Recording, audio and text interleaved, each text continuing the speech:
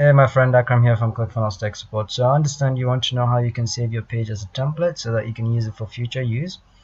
So I just went into your account so that I can quickly show you how you can do that. So what you do is, for example, this is a section, right? So from here to here is a section, from here to here is another section. So what you can do is you can save it as a template by going to the top right. You're going to see this green side and just go to where it says save. Okay, so when you click on this, it's going to show you save as template, and then you can name it as awesome template.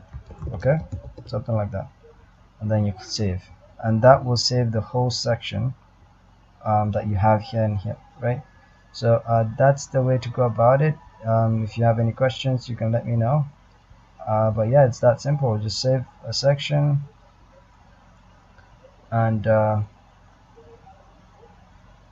and you should be good. You can save a section, you can save a row, you can save anything you want.